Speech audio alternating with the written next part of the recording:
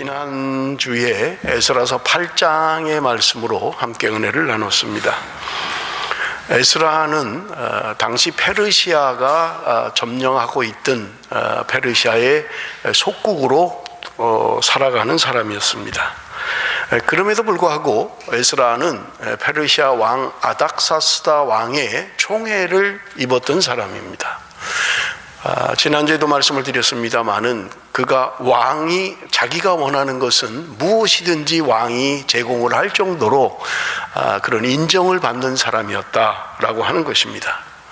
그런가 하면 에스라를 이야기하면서 이방의 왕이 아닥사스다 왕이 에스라를 이렇게 표현하고 있습니다. 우리 한번 성경을 보겠습니다. 에스라 7장 12절 13절 우리 한번 같이 읽겠습니다. 다 같이 읽습니다. 시작. 모든 왕의 왕 아닥사스다는 하늘의 하나님의 율법의 완전한 학자 겸 제사장 에스라에게 조서를 내리노니 우리나라에 있는 이스라엘 백성과 그들 제사장들과 레위 사람들 중에 예루살렘으로 올라갈 뜻이 있는 자는 누구든지 너와 함께 갈지어다. 지금 아닥사스다 왕, 페르시아의 5번째 왕이죠. 그가 지금 조서를 내린 거예요. 명령을 내린 거예요. 그런데 지금 에스라라고 하는 사람을 이방의 왕이 표현하기를 뭐라고 하고 있습니까? 율법의 완전한 학자 겸 제사장이었다, 이렇게 표현하고 있는 거예요.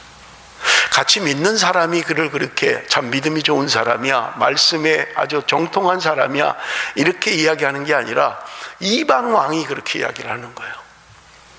그렇다면 우리가 성경에 에스라의 삶이 자세하게 기록이 되어 있지 않지만 아닥사스다 왕, 이방 왕이 이렇게 표현할 정도라면 그의 삶을 우리는 미루어 짐작할 수 있는 거예요. 지금 아닥사스다 왕이 그를 표현하면서 하나님의 율법의 완전한 학자였다, 그리고 제사장이었다, 그렇게 표현해요. 그러면서 하는 말이 너희들이 누구든지 원하는 사람이 있으면 너희의 나라 예루살렘으로 돌아가도 좋다라고 하는 조서를 내리고 있는 것을 우리는 볼 수 있습니다. 이방의 왕이 인정하는 사람이에요. 적어도 페르시아 안에서 보장된 삶을 가지고 있는 사람입니다. 평생을 살아도 특별한 잘못이 없으면 왕의 총애를 받고 살 수 있는 사람이에요. 우리가 지난주에 함께 살폈습니다. 왕의 명령이 내렸어요. 너희들 누구든지 갈 사람은 가도 좋다. 그래서 우리가 성경을 추적을 해보니까 한 1750명 정도가 2차 귀환에 예루살렘으로 돌아오게 됩니다. 그런데 에스라는 1500km 되는 그 먼 길, 복병이 숨어 있고 강도가 숨어 있고 적들이 숨어 있는 그 길을 지나와야 되는데 보병을 구하지도 않고 마병을 구하지도 않고 하나님께 기도했다, 금식하며 기도했다고 우리가 지난주에 함께 살폈습니다. 사람의 도움을 구하지 않아요. 먼 길을 가야 됩니다. 금은보화를 가지고 가는 거예요. 위험한 길입니다. 그런데 병사들 구하지 않아요. 그리고 하나님 앞에 금식하고 있는 거예요. 하나님이요, 우리 어린아이들, 이 노약자들이 이제 본국으로 돌아갑니다. 하나님, 우리의 가는 길을 평탄케 하여 주옵소서. 하나님만 의지합니다. 그때 하나님께서 응답하셨다, 성경은 그렇게 이야기하고 있는 것입니다. 그리고 4개월이 걸쳐서 본국 예루살렘으로 귀환을 하게 됩니다. 여러분, 우리가 지난주에 다 읽지 않았습니다마는 8장 후반부에 보면 그가 돌아와서 제일 먼저 했던 게 뭐냐? 하나님 앞에 예배 드렸던 거예요. 하나님 앞에 그들이 번제물을 잡고 번제의 예배를 드렸던 거예요. 여러분 보십시오. 성전이 완성이 됐습니다. 물론 그들이 1차 귀환, 스룹바벨과 함께 1차 귀환을 했던 그들이 성전을 지었습니다마는 우리가 지난주에 페르시아 왕들을 살펴보았잖아요. 고레스라고 하는 초대 왕이 전부 다 너희들 돌아가도 좋다라고 할 때 536년에 그들은 1차 귀환을 합니다. 43,000명이 1차 귀환을 해요. 그래서 그들이 성전을 재건하는 거예요. 그런데 아닥사스다 왕이라고 하는 사람이, 두 번째 왕이 성전 짓는 것을 짓지 못하도록 명령을 내립니다. 그래서 16년 동안 짓지 못했어요. 그러다가 세 번째 왕인 다리오가 성전 재건을 허락하게 됩니다. 그래서 다리오 왕 6년에 꿈에 그리던 성전이 완공되는 거예요. 그게 516년입니다. 주전 516년. 그들이 귀환한 후로 20년 만에 그들은 성전을 지었던 것입니다. 그리고 여러분, 지금 에스라가 귀환하는 때는 그때로부터 60년이 지난 거예요. 아닥사스다라고 하는 다섯 번째 왕이 에스라의 귀환을 지금 오늘 본문에 말씀하는 것처럼 허락하는 거예요. 그래서 에스라를 필두로 해서 2차 귀환이 이루어지는데 그것이 바로 한 1750명 정도가 예루살렘으로 귀환하게 되는 것입니다. 돌아와서 그가 예배를 먼저 드렸어요. 성전은 이미 완공되어 있습니다. 예배를 드렸습니다. 누가 봐도 완벽한 회복인 것 같아요. 무너진 성전을 지었습니다. 무너진 예배를 회복했습니다. 여러분, 그런데 오늘 본문을 보십시오. 1절 2절에 보면 이렇게 말하고 있는 거예요. 이 일 후에 방백들이 내게 나와 이르되 이스라엘 백성과 제사장들과 레위 사람들이 이 땅 백성들에게서 떠나지 아니하고 가나안 사람들과 헷 사람들과 브리스 사람들과 여부스 사람들과 암몬 사람들과 모압 사람들과 애굽 사람들과 아모리 사람들의 가증한 일을 행하여 그들의 딸을 맞이하여 아내와 며느리로 삼아 거룩한 자손이 그 지방 사람들과 서로 섞이게 하는데 방백들과 고관들이 이 죄에 더욱 으뜸이 되었다 하는지라. 성전이 지어졌어요. 예배가 회복됐습니다.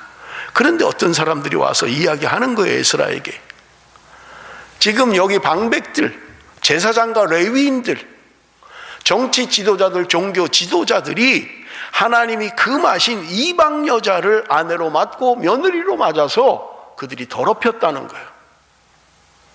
그 이야기를 지금 에스라가 들었다고 이야기하고 있는 거예요. 문제는요, 앞장서 있는 사람들이, 지도자들이 먼저 이러한 일을 했다고 성경은 말씀하고 있는 것입니다.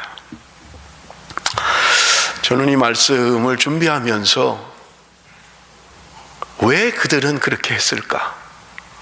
왜 그들은 이 범죄의 길로 갈 수밖에 없었는가 하는 것을 깊게 생각을 했습니다. 여러분, 지난주에 말씀을 드렸지만 지금 페르시아에서 바벨론에 멸망을 했죠. 그래서 페르시아의 지배하에 있는 거예요. 그런데 돌아가라고 할 때 돌아온 사람들은, 여러분, 포로로 잡혀간 사람들의 2% 정도밖에 돌아오지 않았어요. 200만 정도가 살았는데 4만 3천 명이 돌아왔으니까 2% 정도밖에 돌아오지 않은 거예요. 여러분, 그들이 돌아올 때 내가 페르시아 땅에서는 할 것도 없고 직업도 못 구하고 먹고 살기 힘들고, 그러니 내가 차라리 우리 조국으로 돌아가서 한번 새롭게 뭘 좀 새 출발해보자, 이런 사람들이 아니잖아요. 적어도 2% 안에 드는 사람들이에요. 모든 기독권을 포기했습니다. 여러분, 에스라만 해도 보세요. 자기가 가지고 있는 모든 기독권을 포기하는 거예요. 자기가 원하면 언제든지 왕이 제공을 해줘요. 그런데 모든 것을 버리고 지금 하나님의 백성들에게 말씀을 가르치기 위해서 에스라가 귀환하고 있는 거예요. 이 말은 자기가 페르시아 안에 있는 모든 명예, 모든 영광, 모든 부와 모든 것을 포기해야 된다는 거예요. 여러분, 그냥 내가 할 일이 없어서 여기서 먹고 살기도 힘드니까 차라리 한번 조국으로나 가보자 라는 게 아니라는 거예요. 나의 모든 기득권을 포기하고 지금 그들은 귀환하고 있는 거예요. 그렇게 돌아온 사람들이에요. 그런데 그들은 왜 하나님의 말씀을 어기고 있는 걸까요? 그들이 하나님의 말씀을 몰라서겠습니까? 아니에요. 저는 아무리 생각해도 그렇지 않아요. 적어도 2%가 결정을 할 때 신앙적인 결단이었습니다. 내가 내 조국으로 돌아가서 무너진 성전을 회복하고 성벽을 짓고 신앙의 회복을 꿈꾸는 그 2%가 돌아왔던 거예요. 그런데 그들은 왜 또 하나님의 말씀을 어기고 하나님 말씀대로 살지 않느냐 하는 것입니다. 저는 이것 때문에 이해가 되질 않는 거예요. 여러분, 말씀을 몰라서일까요? 아니에요. 그들은 이미 그들의 역사 속에 이방 여자들과 혼인함으로 말미암아 잘못된 역사를 그들은 알고 있을 거예요. 왜냐하면 솔로몬 왕이 그랬으니까요. 그의 말년에 이방 여자들을 후처로 받아들임으로 말미암아 그가 이방신을 섬기고 결국은 이스라엘이 둘로 갈라지는 비운을 겪었던 것을 알고 있습니다. 출애굽을 해서 가나안 땅에 들어갈 때 하나님이 그토록 하지 말라고 말씀하셨던 거예요. 너희들은 그들과 언약을 맺지 말고 그들을 불쌍히 여기지도 말고 그들을 아내로 맞아들이거나 그들을 며느리로 맞아들이지 말라고 하나님이 분명하게 말씀을 하셨어요. 여러분, 우리 한번 성경을 좀 보겠습니다. 신명기 7장 1절에서 4절. 신명기 7장 1절에서 4절. 내 하나님 여호와께서 너를 인도하사 내가 가서 차지할 땅으로 들이시고 내 앞에서 여러 민족, 헷 족속과 기르가스 족속과 아모리 족속과 가나안 족속과 브리스 족속과 히위 족속과 여부스 족속 곧 너보다 많고 힘이 센 7 족속을 쫓아내실 때 내 하나님 여호와께서 그들을 내게 넘겨 내게 치게 하시리니 그때 너는 그들을 진멸할 것이라. 그들과 어떤 언약도 하지 말 것이요 그들을 불쌍히 여기지도 말 것이며 또 그들과 혼인하지도 말지니 내 딸을 그들의 아들에게 주지 말 것이요 그들의 딸도 내 며느리로 삼지 말 것은 그가 내 아들을 유혹하여 그가 여호와를 떠나고 다른 신들을 섬기게 하므로 여호와께서 너희에게 진노하사 갑자기 너희를 멸하실 것임이니라. 하나님이 왜 이방 여자와 결혼하면 안 되는 이유도 이야기하셨어요. 그렇게 할 때 그들이 어떻게 멸망할 것도 이미 말씀하셨어요. 여러분, 신명기서는요 지금 가나안 땅에 들어가기 직전이에요. 가나안 땅에 아직 들어가지도 않았어요. 그때 하나님이 모세를 통하여 주신 말씀이에요. 그런데 너희들이 그 약속의 땅 가나안 땅에 들어가면 거기 7 족속이 살고 있는데 강하고 힘센 사람들이 거기 살고 있는데 내가 그들을 치게 할 것이다. 그런데 그들을 진멸해라. 그들과 어떤 언약도 맺지 말고 그들을 불쌍히 여기지도 말고 너희들의 아들을 그들에게 주지 말고 그 딸들을 데려오지도 말고. 왜냐하면 너희들이 만약에 그렇게 한다면 너희 아들들이 이방신을 따라서 섬기게 될 것이다 라고 말씀을 하셨던 거예요. 만약에 너희들이 이방신을 따라서 그렇게 통혼을 한다면 나는 너희들을 진멸할 것이다. 갑자기 하나님이 진멸해 버릴 거라는 거예요. 하나님이 이렇게 말씀하신 거예요. 여러분, 적어도 신앙적인 결단을 하고 돌아온 2%라면 하나님의 말씀을 기억할 수 있을 거예요. 역사 속에서 그들이 어떤 비운을 겪었는지, 하나님의 말씀에 불순종함으로 말미암아 그들이 어떤 어려움을 겪었는지를 이미 익히 알고 있었을 것입니다. 그런데 왜 그렇게 귀환을 했던 2%가 신앙적인 결단으로 모든 걸 기득권을 포기하고 돌아온 그들이 왜 하나님의 말씀을 떠나서 이방 여자들과 통혼하고 있느냐 하는 거예요. 여러분, 저는 말씀을 준비하면서 이 의문이 떠나질 않았어요. 오늘 이 본문은 이 이유를 아는 것이 오늘 설교의 키포인트라는 생각을 했습니다. 여러분, 이스라엘 민족이 출애굽을 해서 가나안 땅에 들어가는 여정 가운데 여러분, 하나님이 똑같이 말씀하셨잖아요. 저는 인간적으로는 이해가 돼요. 왜냐하면 여러분, 애굽을 떠난 이스라엘 백성들은 가나안을 들어가는 동안은 유목민이었어요. 가나안에 들어가서 비로소 성전을 짓고 농경사회가 시작됐지, 그전에는 목축업을 하는 사람들이에요. 늘 양이나 염소를 몰고 다니면서 그렇게 생활했던 사람들이라고요. 그러니 여러분, 남자만 그렇게 일을 했겠습니까? 여러분, 유대인들은 여자를 노동력으로 생각을 했어요. 그래서 결혼을 할 때는 남자가 여자 쪽 집에 지참금을 줬습니다. 왜냐하면 노동력을 내가 데려오는 거예요. 밭에서 일하고 집안일하고 하는 노동력을 내가 데려오는 거기 때문에 남자는 여자 집에다가 지참금을 줘야만 되는 거예요. 그런데 여러분, 한번 생각해 보세요. 양치고 염소치고 텐트 생활을 하는 거예요. 무슨 여자들이 그렇게 꾸밀 시간이 있겠어요? 그냥 양이나 치고 염소 똥 쳐야 되고 눈만 뜨면 그냥 냄새가 배가지고 그 양 똥 냄새, 염소 똥 냄새가 그냥 범벅이 되고 무슨 그렇게 뭐 꾸미고 여자가 할 시간이 어디 있겠어요? 몸빼나 있고 그냥 막 양이나 염소나 하고 다니까 근육은 나와가지고 여자들이 이게 남잔지 여잔지도 모를 정도로 뭐 힘이 좋아가지고. 제가 일부 예배 때 농담으로 이야기를 했습니다만, 제가 여기 처음 예배 드리고 호주 사람들하고 그때는 같이 예배 드렸어요. 일부 예배 때는 인사를 하는데 호주 할머니가 악수를 하는데요, 얼마나 세게 잡는지 제가 으스러지는 줄 알았어요. 이 뼈가 꽉 잡는 거예요. 근데 그 할머니가 무슨 힘이 그렇게 좋아가지고 그냥 꽉. 제가 그분을 그 다음부터 피해 다닙니다. 악수 안 하려고. 얼마나 힘이 좋은지 몰라요. 얼마나. 뭐 키도 조그마신 분이. 그러니 여러분 한번 생각을 해보세요. 유목민들이에요. 그냥 텐트 생활하고 그냥 눈만 뜨면 양똥 염소똥 치워야 되고 그냥 그거 몰고 다니고 힘은 좋고 무슨 뭐 꾸미고 자시고 할 시간이 어디 있어요. 그냥 몸만 눕히면 드르릉드르릉 코는 골지요. 뭐 이게 뭐 여자가 아니에요. 이건 뭐 그냥 전사예요. 전사. 그냥 이게 뭐 전우입니다. 전우. 그랬던 이 유대인들, 이스라엘 남자들이 가나안 땅에 들어갔을 때 도시 문명을 본 거예요. 자기가 지금 같이 사는 여자하고는 적어도 다른 걸 본 거예요. 뭐 향수 냄새가 나고 뭐 비단 옷으로 꾸미고 뭐 파마하고 뭐 꾸몄는데 이제까지 못 본 여자인 거예요. 이게 뭐 야들야들한 게 뭐 이런 여자들도 있나. 그래서 다 넘어가 버렸잖아요. 이해는 해요. 그냥 인간적으로는 이해가 돼요.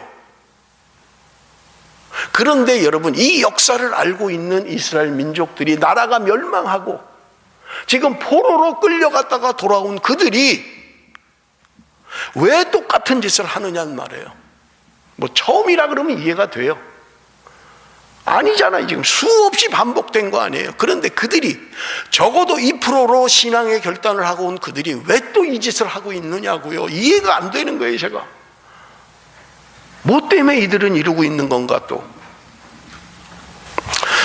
여러분, 제가 말씀을 묵상하면서 두 가지 키워드를 가졌어요. 그건 뭐냐면, 여러분 이스라엘 백성들이 보세요. 지난번에 제가 예레미야를 설교하면서도 말씀을 드렸잖아요. 이스라엘은 지형학적으로 강대국에 딱 샌드위치 되어 있는 나라예요. 그리고 어떤 강대국도 다른 나라를 침공하려면 이스라엘을 통과할 수밖에 없어요. 밑으로 이집트는 여러분 북쪽으로 공략을 하려면 반드시 이스라엘을 지나가야 되고요, 위쪽에 있는 바벨론이나 페르시아나 유럽의 나라들이 이집트를 공격하려면 반드시 이스라엘을 경유할 수밖에 없어요. 지형학적으로. 그러니 이스라엘이 늘 강대국의 샌드위치가 되어 있는 거예요. 호시탐탐 노리고 있는 거예요. 왜냐하면 이스라엘을 점령해야 그 다음을 칠 수가 있으니까. 이런 지형학적 약점을 가지고 있는 이스라엘 백성들이에요. 늘 외세의 어려움을 당했고요, 결국은 북이스라엘은 아수르라고 하는 강대국의 멸망을 했고요, 남유다는 새로 일어난 바벨론이라는 나라에 멸망당한 거예요. 그리고 포로로 끌려갔어요. 자, 포로로 끌려갔는데 포로로 끌려가서 보니까 너무나 다른 거예요. 자기네 나라가 제일 큰 줄 알았는데 보니까 너무 변방의 조그만 나라인 거예요. 바벨론 제국, 페르시아 제국, 지난주에 말씀드렸잖아요. 24개 나라가 지금도 포진하고 있는 엄청난 땅덩어리고 세계의 대륙이 걸쳐 있는 엄청난 땅덩어리인 거예요. 그러니 여러분, 그 큰 나라를 움직이는 정치력, 그 움직여가는 지도력, 정치, 경제, 문화, 교육 모든 면에서 탁월한, 자기가 이제까지 살아온 것과는 비교할 수 없는 그것을 그들이 눈으로 보았던 거예요. 자, 그러니 여러분, 그들이 무슨 생각을 했겠냐고요. 우리나라, 이스라엘 저 조그만 나라, 우리가 살 수 있는 길은 다른 게 아니다. 우리가 힘을 키우는 거다. 저들이 얕잡아 보지 못하도록 우리가 힘을 키우는 것밖에는 방법이 없다라는 생각을 그들은 은연중에 갖게 되었을 것입니다.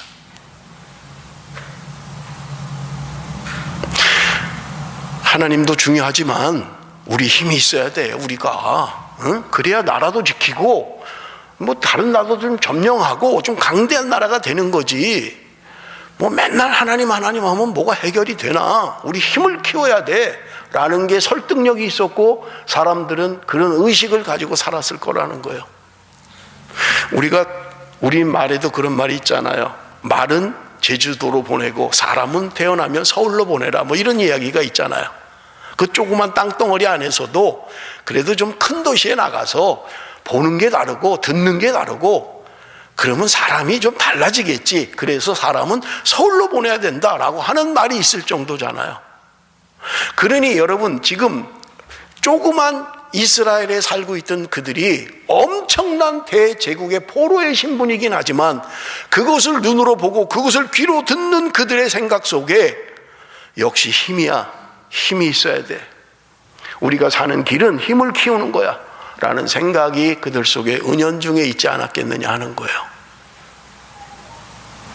그러면서 그들은 하나님이 신명기를 통해서 이방 여자를 아내로, 며느리로 맞지 말라고 하는 것은 중요하게 여기지 않았던 거예요. 그래도 저들이 가지고 있는 탁월한 DNA를 좀 받으면 우리의 후손들이 좀 탁월하게 되지 않을까? 물론 이건 제 추측이고 제 생각입니다. 제 묵상이에요. 그랬기 때문에 그들은 하나님이 하지 말라고 하는 것보다 내가 지금 포로의 신분으로 나라가 멸망하고 이 민족을 구원하고 이 민족을 살 길은 다른 게 아니다. 저들처럼 대국으로 가야 된다. 그들은 언제나 힘의 정치, 그들이 가지고 있는 힘의 원리, 그것이 그들을 움직이는 키워드였던 것입니다. 또 하나는 제가 말씀을 묵상하면서 생각했던 것들이 뭐냐면 그들이 육신의 정욕을 따라서 살았기 때문에 그렇다는 거예요. 경건하게 살아야 될 하나님의 백성들이 육신의 정욕을 따라서 하니까 그들의 삶이 완전히 다 무너져 버리고 마는 거예요. 여러분, 우리가 창세기에 홍수 심판이 있잖아요. 여러분, 우리 한번 잠깐 봅니다. 창세기 6장 1절에서 3절. 우리 한번 같이 읽겠습니다. 창세기 6장 1절에서 3절 다 같이 읽습니다. 시작.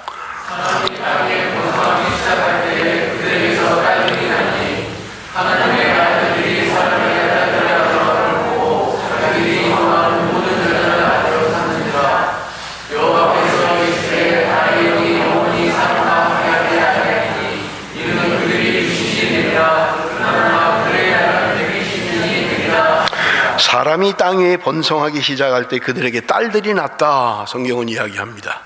그런데 여기 하나님의 아들들이 사람의 딸들의 아름다움을 보고 자기들이 좋아하는 모든 여자를 아내로 삼았다, 성경은 이렇게 이야기하는 거예요. 창세기를 이야기하면서 제가 이 말씀을 드렸어요. 하나님의 아들들이 누구냐라고 하는 거예요. 어떤 학자는 천사들이다 이렇게 이야기하는 사람도 있어요. 저는 그렇게 생각하지 않아요. 여기 하나님의 아들들은 하나님이 사람을 만드시고 아담을 만드시고 그의 후손들을 만들어 나갈 때 성경 안에 흐르는 거룩한 계보가 분명하게 있습니다. 아담이 누구를 낳았어요? 아담의 아들이 누굽니까? 가인과 아벨이잖아요. 그죠? 그런데 가인이 아벨을 죽였잖아요. 가인의 그 후손이 성경 안에도 흘러내려가고 있어요. 그런데 하나님이 아벨 대신 누구를 줬다 그랬어요? 셋을 줬잖아요. 그래서 셋의 계열이 다시 흘러내려가잖아요. 우리가 알고 있는 믿음의 선조들은 대부분 셋 계열인 거예요. 아시죠? 그래서 성경 안에 거룩한 계보가 흘러내려가고 있다니까요. 물론 가인의 후손들이 나중에 바벨탑도 쌓고 하나님을 대항하지만 거룩한 계보의 하나님의 백성들이 흘러내려가고 있는 거예요. 그런데 그들이 사람의 딸들의 아름다움을 보았다는 거예요. 그리고 자기들이 좋아하는 대로 아내를 맞았다는 거예요. 그게 중요하겠어요. 그런데 이것으로 말미암아 성경이 뭐라고 이야기해요? 여호와께서 이르시되 나의 영이 영원히 사람과 함께하지 아니하리니 이는 그들이 육신이 됨이라. 하나님의 아들들이 사람의 딸들을 아름다운 걸 보고 자기들이 좋아하는 대로 살아가기 시작할 때 하나님은 내가 더 이상 저들에게 나의 영을 저들에게 붓지 않을 것이다. 저들은 육신이 됐기 때문이다 라고 하는 거예요. 거룩하게 살아야 될 하나님의 백성이 거룩한 삶을 유지하지 못하고 세상의 쾌락을 따라 살게 될 때 하나님은 홍수로 멸망시킬 계획을 가지고 계신 거예요. 내가 사람 지었음을 한탄한다. 그래서 홍수로 심판하는 것이 하나님의 사람들이, 하나님의 아들들이 사람의 딸들을 취하기 시작하면서 그게 원인이고 그것이 홍수 심판의 결과였던 것입니다. 로마서 8장 5절에서 8절은 이렇게 말씀합니다. 육신을 따르는 자는 육신의 일을, 영을 따르는 자는 영의 일을 생각하나니 육신의 생각은 사망이요 영의 생각은 생명과 평안이니라. 육신의 생각은 하나님과 원수가 되나니 이는 하나님의 법에 굴복하지 아니할 뿐 아니라 할 수도 없습니다. 육신에 있는 자들은 하나님을 기쁘시게 할 수 없느니라. 육신을 따르는 자는 육신의 생각밖에 못한다는 거예요. 그런데 육신의 생각은 사망이라고 이야기하고 있는 거예요.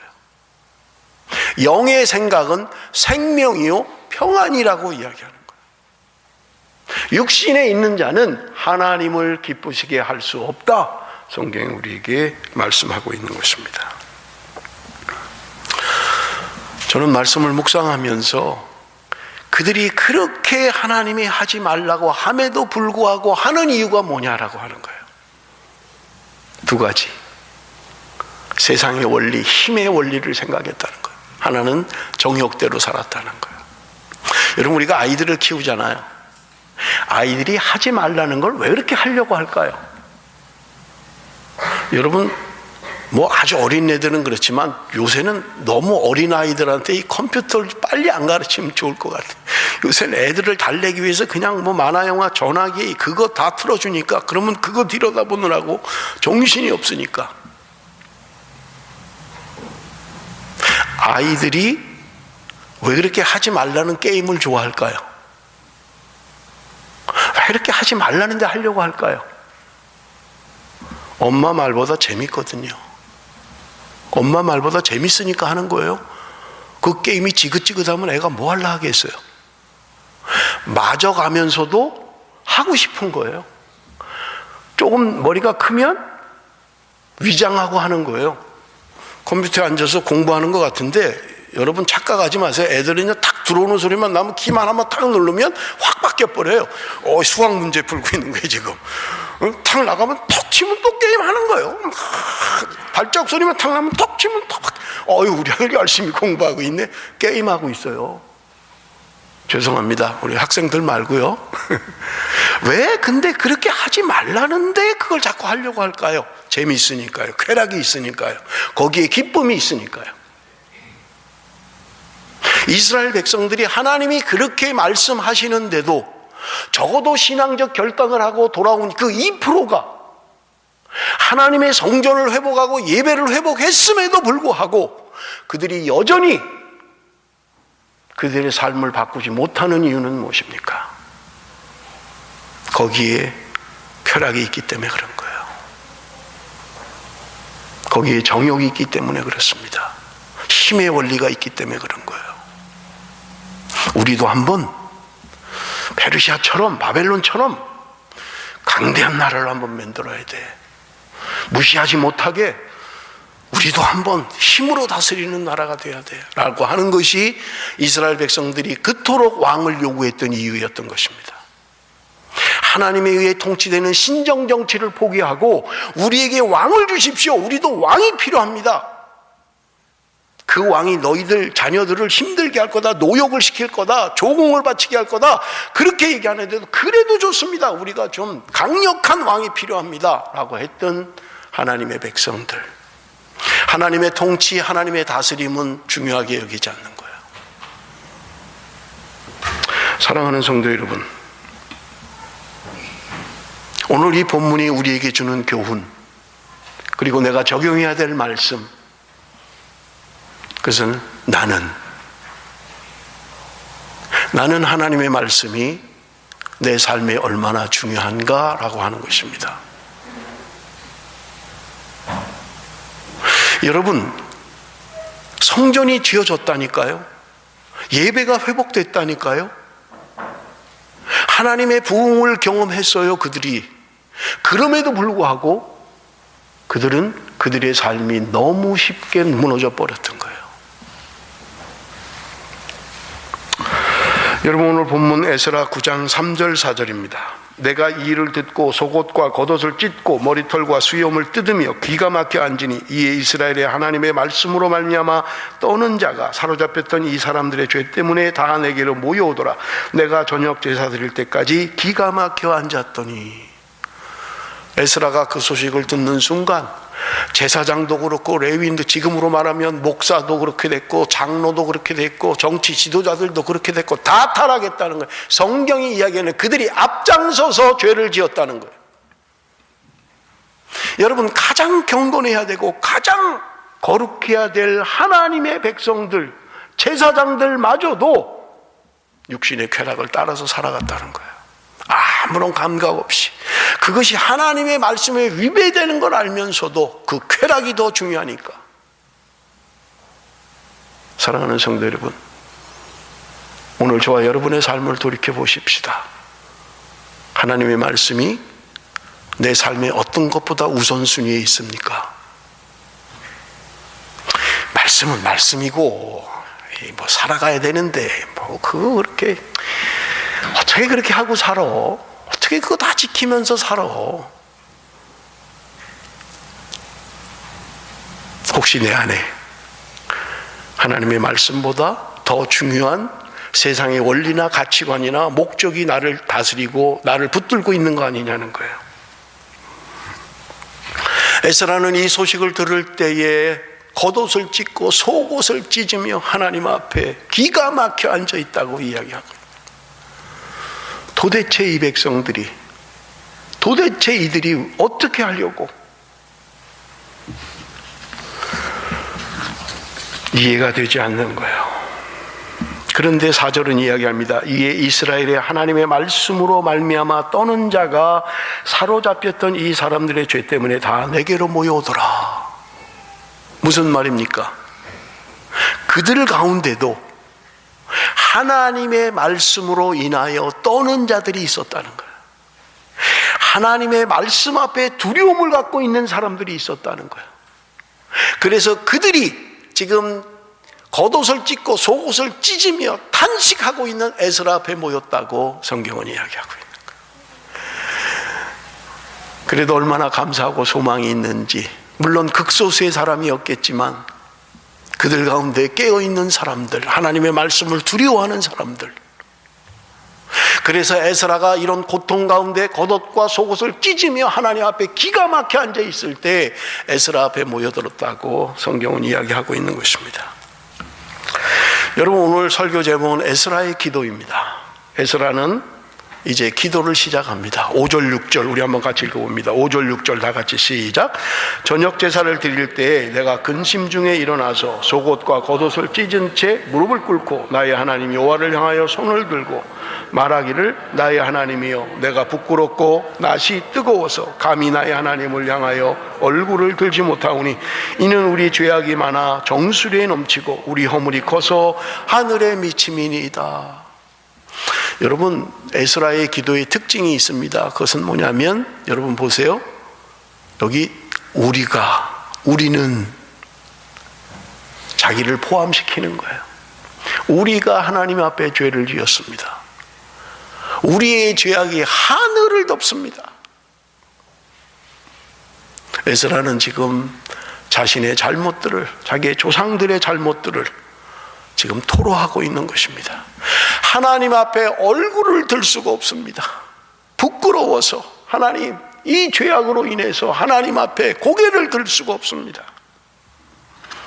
우리 죄악이 많아 정수리에 넘치고 우리 허물이 커서 하늘에 미칩니다.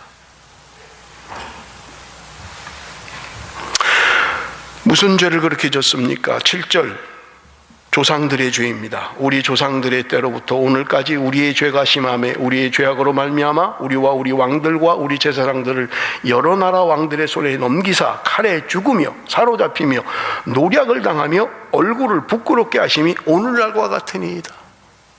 하나님의 말씀대로 살지 않음으로 말미암아 지금 이스라엘 백성들이 수없이 다른 나라에 침략을 당했고 부끄러움을 당했고 노략을 당했고 그것이 지금도 마찬가지입니다. 여러분, 이스라엘은 자신의 힘으로 독립을 한 게 아니에요. 하나님의 바사왕의 마음을 움직여서 페르시아 제국이 일어나면서 너희들이 이제 다 돌아가도 좋다. 너희들 가서 너희들 자치 운영을 해라. 물론 페르시아의 점령 국가입니다.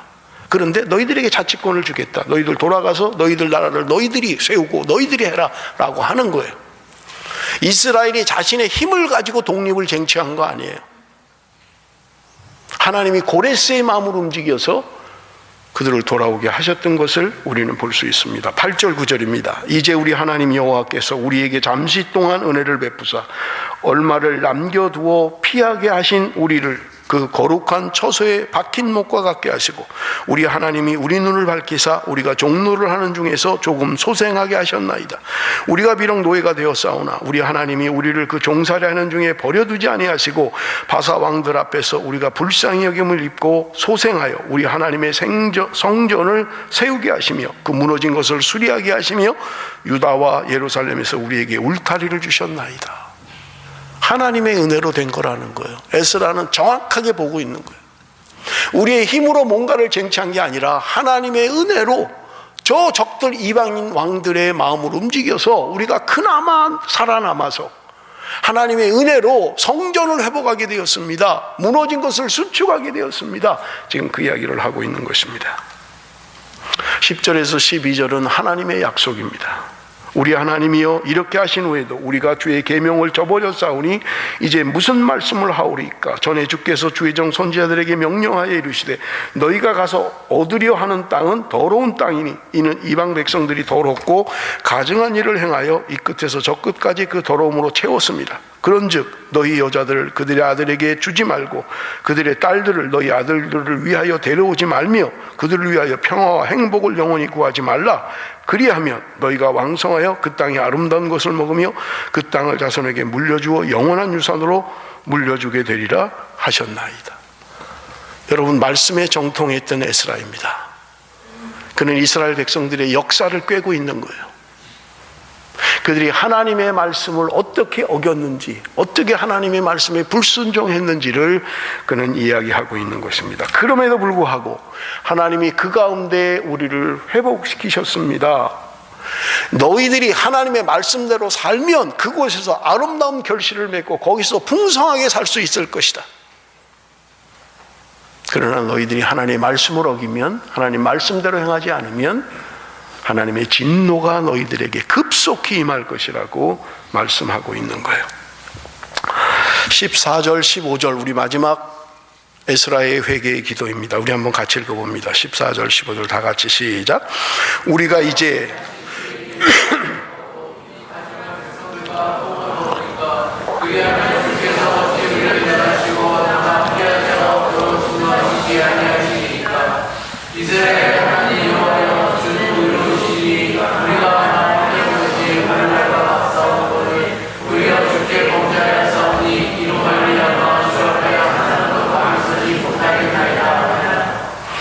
하나님의 말씀대로 살지 않을 때 하나님이 그들을 진노하시겠다고 말씀하지 않으셨습니까?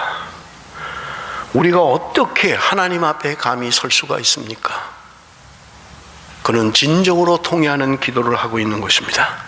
민족이 지은 죄를 자신이 지은 죄가 아니라 종교 지도자들이, 정치 지도자들이 지은 죄를 위하여 그는 회개하고 있는 것을 우리는 볼 수 있는 것입니다. 여러분, 죄라고 하는 것은요, 전염성이 있습니다. 쉽게 전염됩니다. 죄의 속성이 그래요. 한두 사람만 공동체에 어떤 죄를 가지고 있으면요, 쉽게 전염돼 버려요. 그렇게 재밌어? 그렇게 좋아? 금방 전염돼 버리고 마는 거예요. 그래서 갈라디아서 5장 9절에 말씀합니다. 적은 누룩이 온 덩이에 퍼지느니라. 우리가 음식을 하면서 알잖아요. 밀가루를 반죽하고 떡을 만들려고, 빵을 만들려고 하는데 그냥 구우면 아주 딱딱하고 맛이 없죠. 거기다가 누룩, 이스트만 조금만 넣으면 그 밀가루가 부풀어 오르잖아요, 반죽이. 그러면서 아주 부드러운 빵을 만들 수 있잖아요. 죄의 속성도 이렇다는 거예요. 아주 적은 누룩이 온 덩이를 부풀린다는 거예요. 여러분, 주의 속성이 우리의 가정에, 우리의 교회에 퍼지지 못하도록 해야만 합니다. 적은 누룩이 온 덩이를 망쳐버리는 거예요. 여러분, 요한일서 1장 9절 말씀 우리 한번 보겠습니다. 요한일서 1장 9절. 만일 우리가 우리 죄를 자백하면 그는 미쁘시고 의로우사 우리 죄를 사하시며 우리를 모든 불의에서 깨끗하게 하실 것이요. 여러분, 회개라고 하는 것은 가던 길을 돌이키는 것입니다. 잘못된 줄 알면 돌이켜야 돼요. 빨리 돌이켜야 돼요. 그냥 무기적 그냥 계속 가면 안 된다는 거예요. 내가 모를 때는 그냥 가지만 내가 알면, 깨달으면 돌이켜야 된다는 거예요. 여러분, 오늘 이 본문이 우리에게 주는 은혜가 무엇입니까? 그들은 성전이 회복됐다니까요. 성전을 새로 지었어요. 그리고 그들이 예배도 드렸어요. 그런데 그들의 삶은 바뀌지 않았던 것입니다. 여전히 이방 여자들과 통혼하며 하나님이 하지 말라는 짓을 하고 있었던 거예요.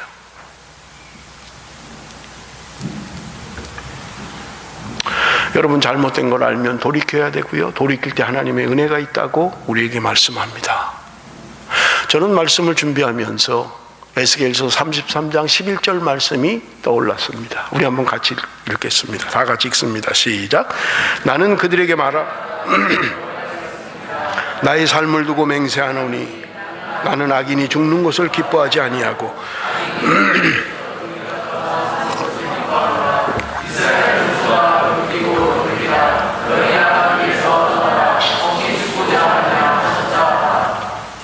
하나님은 악인이 자신들의 죄로 말미암아 죽어 멸망하는 것을 하나님이 기뻐하는 게 아니라는 거예요. 그들이 돌아와서 하나님 앞에 살기를 원한다고 말씀하고 있는 것입니다. 이게 아버지의 마음이라는 거예요. 니들 잘못하면 다 멸망시킬 거야, 다 죽일 거야, 다 혼낼 거야. 그 속에 하나님의 사랑이 있다는 거예요. 하나님의 사랑이 있다는 거예요. 내가 원하는 것은 악인이 멸망해서 죽는 것을 내가 원하는 게 아니라 그들이 돌이켜 내 앞에 살기를 원하는 것이다. 아버지의 마음을 이야기하는 거예요. 사랑하는 성도 여러분, 돌이켜야만 합니다. 말씀이 들릴 때는 기회가 있을 때입니다. 하나님의 징계가 있습니까? 돌이키셔야만 합니다. 내 상황이 내가 하나님의 말씀을 떠나서 세상 욕정을 따라 살았습니까? 육신적인 삶을 살았습니까? 힘의 논리를 가지고 살았습니까? 무서운 말은요, 교회도 돈 있어야 대접받아 하는 말이 무서운 말입니다. 사랑하는 성도 여러분, 나는 오늘 무엇이 나를 지배하고 있습니까? 무엇이 내 삶의 기준입니까? 하나님은 오늘 저와 여러분이 돌이키기를 원하시는 것입니다. 세상 정욕을 따라 사는 육신의 삶을 버리고 육신의 생각을 버리고 영의 생각으로 평안과 생명을 주는 영의 생각으로 돌이키라고 말씀하고 있는 거예요. 사랑하는 성도 여러분, 돌아가는 길이 살 길입니다. 돌이키는 게 살 길입니다. 세상을 따라서, 세상의 원리를 따라서 살아가는 저와 여러분이 아니라 하나님의 말씀을 붙들고 사는, 그래서 그 말씀이 내 삶의 기준이 되는 말씀의 사람, 에스라가 하나님의 말씀에 정통했던 것처럼 하나님의 말씀에 완전한 자라고 이야기하는 것처럼 세상 사람들이, 이방 사람들이 우리를 보면서 저 사람은 말씀에 완전한 사람이야, 경건한 사람이야, 거룩한 사람이야 라는 그런 이야기를 들을 수 있는 저와 여러분이 될 수만 있다면 하나님은 오늘 저와 여러분의 삶을 통해서 축복하실 것이고 우리의 가는 길을 형통케 하실 것이며 그로 말미암아 하나님이 영광을 받으시게 될 것입니다. 사랑하는 성도 여러분, 돌이키십시다. 기도하겠습니다.